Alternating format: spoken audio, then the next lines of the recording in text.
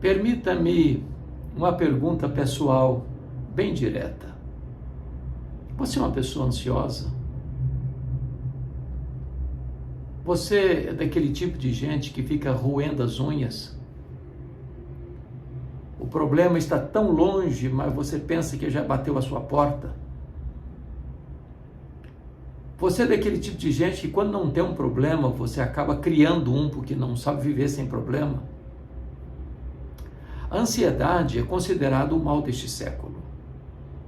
Atinge pessoas de todas as faixas etárias, de todos os credos religiosos e de todos os estratos sociais.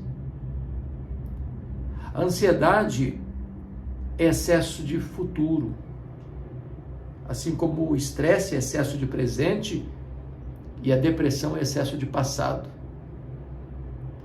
Há pessoas que vivem ansiosas e não vivem o hoje, porque antecipam os problemas, sofrem por eles como se eles estivessem acontecendo, e estatisticamente está provado que 70% dos assuntos que nos deixam ansiosos nunca vão acontecer. Mas, quando a pessoa se rende à ansiedade, ela sofre, então, duas vezes. Sofre antecipadamente, às vezes desnecessariamente, e quando o problema de fato chega, vai ter que sofrer de novo, já sem forças para enfrentá-lo. A palavra ansiedade, na língua grega, que foi escrito no Novo Testamento, significa literalmente estrangulamento, puxar em direção oposta, estrangular, tirar o oxigênio. Há muitas pessoas que estão estranguladas emocionalmente. Elas não vivem o hoje com medo do amanhã. Elas vivem acuadas e atormentadas, assombradas, com os problemas que possivelmente ocorrerão, mas sofrem como se já estivesse acontecendo. É nesse sentido que o apóstolo Paulo, mesmo preso na cidade de Roma, escrevendo a sua carta aos Filipenses, diz assim: não andeis ansiosos de coisa alguma. Em tudo, porém, sejam conhecidas diante de Deus as vossas petições, pela oração e pela súplica, com ações de graças. E a paz de Deus, que excede todo entendimento, guardará o vosso coração e a vossa mente em Cristo Jesus. Ou seja, nós não devemos andar ansiosos, porque a ansiedade é a negação da fé. A ansiedade é duvidar que Deus é suficientemente bom e poderoso para cuidar de nós. Quando nós nos rendemos à ansiedade, é porque nós apostamos no fracasso. É porque nós duvidamos de que Deus está no controle e de que Ele tem um propósito em todas as coisas. A maneira de você lidar com a ansiedade, segundo o apóstolo Paulo, é orar corretamente, adorando a Deus por quem Ele é, pedindo a Ele porque Ele é seu Pai e dando graças por aquilo que Ele já tem feito. Às vezes nós somos apressados em nos esquecermos das bênçãos de Deus e somos muito lentos em fazer aquilo que Deus ordena que façamos. Então, pare para pensar quem é Deus.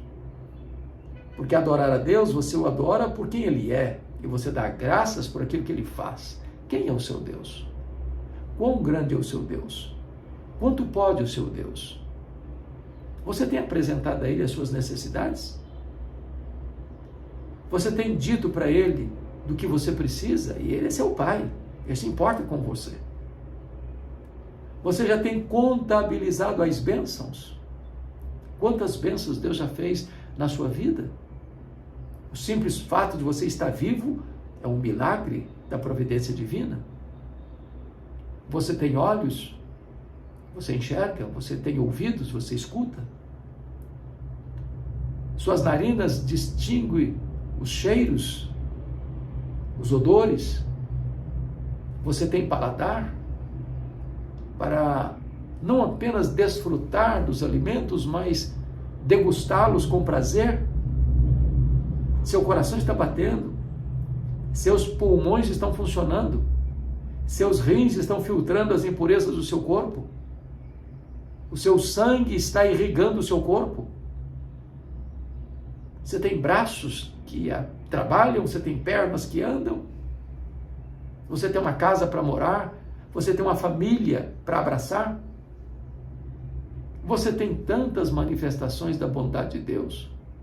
Mas, sobretudo, se você é um cristão, você tem Jesus como seu Salvador e Senhor. Você tem a vida eterna nele. Então, em vez de você se capitular à ansiedade, comece a adorar a Deus, a suplicar a Deus e a dar graças a Deus. O resultado disso é que a paz de Deus, que excede todo entendimento, vai guardar, montar o guarda, sentinela, ao redor da sua razão e da sua emoção, da sua cabeça e do seu coração. E a ansiedade não terá mais acesso para ser entronizada na sua vida. Ao contrário, quem vai governar sua vida é a paz de Deus. Outro texto clássico que trata deste assunto está em Mateus capítulo 6, verso 25 a 34. E agora são as palavras do próprio Senhor Jesus. E eu gostaria de brevemente discorrer esse texto com você, para nós tirarmos daqui algumas lições preciosas para o nosso coração. E Jesus diz assim: por isso vos digo, não andeis ansiosos pela vossa vida, quanto ao que haveis de comer ou beber, nem pelo vosso corpo, quanto ao que haveis de vestir. Note você que está tratando de 3 coisas básicas: comer, beber e vestir. É uma questão de sobrevivência. E Jesus está dizendo que você e eu não devemos viver ansiosos com respeito a essas 3 coisas básicas da vida: comer, beber e vestir. E Jesus faz uma pergunta: não é a vida mais do que o alimento e o corpo mais do que as vestes? E eu pergunto a você: quem dá a vida? Quem fez o seu corpo? Deus é o autor da vida. Foi Ele quem nos fez de uma maneira assombrosamente maravilhosa no ventre da nossa mãe. Foi Ele que nos entreteceu e nos conheceu quando nós éramos ainda uma massa informe no ventre da nossa mãe. Foi Ele que soprou sobre nós o fôlego da vida. É Ele quem cuida do nosso corpo. E agora, se Deus nos deu a vida, e se Deus nos deu um corpo, a vida e o corpo são mais do que esses elementos básicos: comer, beber e vestir. O que Deus já lhe deu é maior do que o alimento, do que a água e do que as roupas. Se Ele deu o maior, não daria o menor? Se Ele já fez um milagre, não faria agora a obra da providência? Esta é a pergunta de Jesus. No verso de número 26, Jesus vai ilustrar com respeito a essas 3 coisas: comer, beber e depois vestir. E ele diz assim: observai as aves do céu. Às vezes nós olhamos, mas não observamos. Às vezes nós tiramos foto, mas não observamos.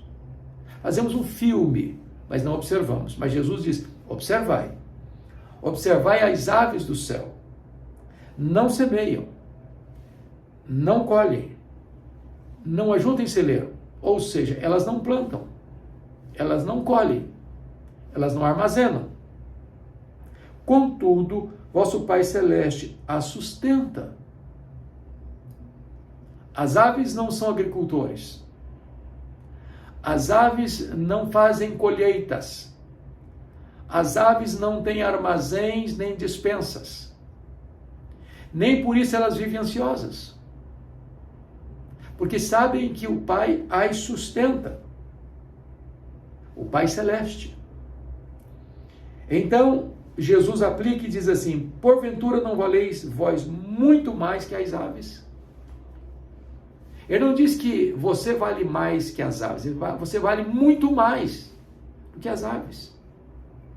Embora devamos, de fato, cuidar da natureza, tanto da fauna quanto da flora, mas parece-nos que nós vivemos uma inversão de valores hoje, onde a sociedade dá mais valor aos animais e até às plantas do que ao ser humano. Hoje se mata as pessoas nas ruas. Parece que a sociedade não se importa mais. Mas sacrificar o animal, aí é um crime inafiançável. E eu não estou de forma nenhuma dizendo que você tem liberdade de sacrificar animais, sejam eles selváticos, sejam eles de outra forma. Não, não, não. Eu só estou reafirmando o que Jesus disse, que você, ser humano, criado à imagem e semelhança de Deus, vale muito mais do que as aves. Então, qual é o argumento de Jesus? É que se Deus cuida do menor, são as aves, Ele vai cuidar do maior, que é você. Se as aves, que são menores, não ficam ansiosas, e você que foi criado à imagem e semelhança de Deus, não deveria viver ansioso? Jesus prossegue com a seguinte pergunta: qual de vós, por ansioso que esteja, pode acrescentar um côvado ao curso da sua vida? Um côvado é uma medida de 45, 46 centímetros. Imagine que eu esteja muito ansioso porque quero prolongar os meus dias, prolongar a minha jornada, prolongar a minha trajetória em apenas 45 centímetros. Não vai resolver. Porque os destinos da nossa vida não estão nas nossas mãos, mas nas mãos de Deus. E ele prossegue agora, note comigo, no verso 28. Agora ele vai mudar a metáfora. Ele não vai dizer para você observar as aves dos céus. No verso 28 ele diz assim: e por que andais ansiosos quanto ao vestuário? Considerai como crescem os lírios do campo. Eles não trabalham nem fiam. Então veja você que agora tem um outro aspecto. Ele está olhando o vestuário. E agora a figura não é mais as aves dos céus. Agora a figura são os lírios do campo. Os lírios do campo não trabalham. Os lírios do campo não têm fábricas de roupa. E ele diz: eu contudo vos afirmo que nem Salomão em toda a sua glória se vestiu como qualquer deles. Ora, Salomão, que foi o rei mais rico, que viveu no fausto, no luxo, nos palácios ornados de ouro e pedras preciosas, não se vestiu com a beleza dos lírios do campo. Assim também, você não pode ficar ansioso quanto às suas vestes, porque na verdade Deus deu a você um corpo e deu a vida, e Ele cuida não só do que você come e bebe, mas também do seu vestuário. Então não há motivo para você andar e viver de forma ansiosa. Agora veja você, ora, se Deus veste assim a erva do campo que hoje existe e amanhã é lançada no forno, quanto mais vós outros, homens de pequena fé. Então não há razão para você viver ansioso, o seu coração perturbado de ansiedade. Não precisa. Porque se Deus veste de maneira tão bela, tão rica, tão majestosa, os lírios do campo, que hoje florescem, à tarde murcham e secam, quanto mais você, que é filho de Deus, que é amado por Deus, que é cuidado por Deus. Então, o Senhor Jesus está mostrando que a ansiedade é uma coisa inconsistente, incoerente, incompatível com a fé cristã. E Jesus prossegue assim: portanto, não vos inquieteis, dizendo que comeremos, que beberemos, ou com que nos vestiremos. A ansiedade, portanto, é falta de fé e inquietação. Inquietação, desconfiança, temor de que Deus não é suficientemente poderoso para cuidar da nossa vida. E ele prossegue e diz assim: porque os gentios procuram todas essas coisas, pois o vosso Pai Celeste sabe que necessitais de todas elas. Veja que ele não está prometendo luxo, ele não está prometendo aquilo que é supérfluo. Ele está falando de coisas essenciais da vida, que é comer, beber e vestir. É sobrevivência. É o básico. Os gentios se preocupam. Eles vivem perturbados, inquietos, sem qualquer confiança em Deus. Mas nós devemos descansar no cuidado do Pai. Porque se Ele cuida das aves, se Ele cuida dos lírios do campo, que valem menos do que você e eu, que hoje uma flor brota, amanhã ela seca, murcha e vai para o fogo, você foi criado à imagem e semelhança de Deus e Deus cuida de você. Então não ande ansioso. Aí Jesus dá o remédio, dá a solução. Ele aponta agora para a conclusão do assunto.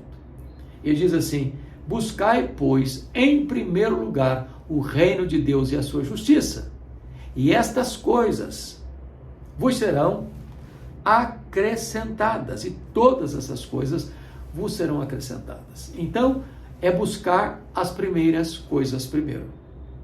É você colocar uma ordem de prioridade na sua vida. É você entender que Deus vem antes das coisas de Deus. Que o Deus das bênçãos é mais importante do que as bênçãos de Deus. Que quando você busca o reino de Deus em primeiro lugar, quando você cuida das coisas de Deus, Deus cuida das suas coisas. É Ele quem sustenta você. Ele é quem mantém o seu fôlego de vida. Nele vivemos, nos movemos e existimos. Ele que nos dá a vida, a respiração e tudo mais. Toda boa dádiva procede de Deus. Então descanse o seu coração. Não deixe a sua mente e o seu coração serem assaltados pela ansiedade. Não deixe que a fé feneça em seu coração e que a inquietude assalte a sua alma. Comece a, como diz Paulo, a adorar a Deus, a suplicar a Deus, a dar graças a Deus. Porque é na medida que você busca Deus e o reino de Deus em primeiro lugar, é que as outras coisas vão se encaixando no seu devido lugar e você vai descansando no cuidado de Deus, que é nosso Pai, nosso provedor, nosso consolador, nosso redentor. E Jesus então conclui no Sermão do Monte esta importante lição sobre a ansiedade, dizendo assim: portanto, não vos inquieteis com o dia de amanhã, pois o amanhã trará os seus cuidados, basta o dia o seu próprio mal. Viva hoje. Lute e enfrente os problemas do hoje. Porque você ficar inquieto com o que não está acontecendo, o que talvez não aconteça, é drenar suas energias, é sufocar sua força, é permitir ser estrangulado pela ansiedade. Em vez de você viver inquieto com o dia de amanhã, viva hoje intensamente. Descanse no cuidado de Deus hoje. A Bíblia diz que o choro pode durar uma noite inteira, mas a alegria vem pela manhã. Deus está no trono. Deus está no controle. A sua vida não está solta ao léu, jogada de um lado para o outro ao sabor das circunstâncias. Nós não cremos em azar. Nós não cremos em sorte. Nós não cremos em determinismo cego. Nós não cremos em feitiço. Nós não cremos em misticismo. Nós cremos que a mão de Deus dirige o nosso destino. Quando Deus permite você passar por uma luta ou uma prova, não é porque Ele está longe ou distante ou se esqueceu de você. Não, Ele está trabalhando para aqueles que nele esperam. Descanse, portanto, no cuidado de Deus. Ele é seu Pai. Ele cuida das aves dos céus. Ele cuida dos lírios dos lírios do campo, e mais do que nunca Ele cuida de você, porque Ele ama você. E a prova do amor dele por você é que Ele enviou o seu próprio Filho, Jesus Cristo, para morrer na cruz do Calvário, para dar a você vida e vida eterna. Não viva mais ansioso. Não permita que você tenha esta corda no seu pescoço asfixiando você. Está na hora de você olhar para cima, olhar para Deus e saber que Ele é bom, saber que Ele é poderoso, e saber que Ele é suficientemente capaz de tomar conta da sua vida e conduzir você em triunfo. Que Deus abençoe o seu coração, que Deus abençoe a sua vida, que Deus abençoe a sua família.